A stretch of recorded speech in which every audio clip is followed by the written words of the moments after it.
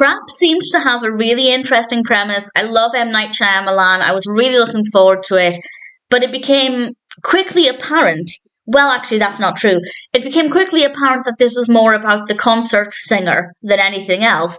And then I learned that the singer is played by Shyamalan's daughter, and it became very clear that this was not a film written for an audience. It was a film written for his daughter. And no hate on her. If she has the opportunity to showcase her vocal performance in a feature film, absolutely go for it. I think anybody in her position would take the opportunity, but it doesn't make for a great film. This was released 2024, directed, of course, by M. Night Shyamalan, and we have a cast including Josh Hartnett as Cooper and Ariel Donoghue. We also have, of course, Saleka Night Shyamalan as Lady Raven, and the premise I really did like. Cooper is taking his daughter to this concert, to Lady Raven's concert, and we learn that there are FBI agents there because they have it on authority that a serial killer is going to be there. How do they know the serial killer is going to be there? Well, we do find out. I won't give it away.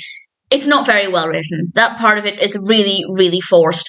But nevertheless, they think he's going to be there. So, well, I don't want to give away too much. I could maybe go into a little bit more detail about who the serial killer is.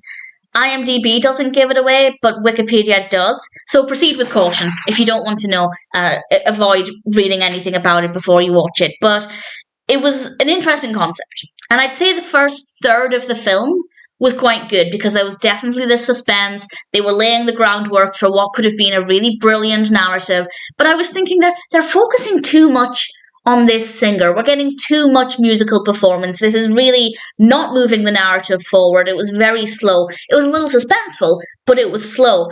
And then I learned, I hadn't looked at the cast list beforehand, then I learned that Lady Raven is played by Shyamalan's daughter, and it's very, very obvious that this film exists not to entertain an audience, but to showcase Saleka's vocal abilities. And yes, her vocal performance, great singer, not a problem there.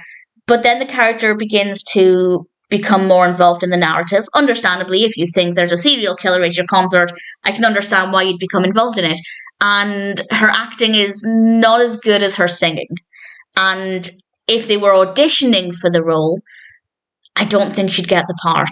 I mean, they might have held auditions anyway, but if they were auditioning and she wasn't involved, or if she wasn't Shyamalan's daughter, they would definitely have chosen somebody else with maybe a better track record of performing. So it was very clear that this was purely about her career and not about creating an entertaining film. The second half of the narrative is terrible as well. The first third was good. The first half, it started to drop, but it was still interesting. But then it went off in a direction that I think was just ridiculous, and it was very poorly executed, and it serves no purpose to entertain the viewer because, well, it wasn't written, in my opinion, it wasn't written with the viewer in mind.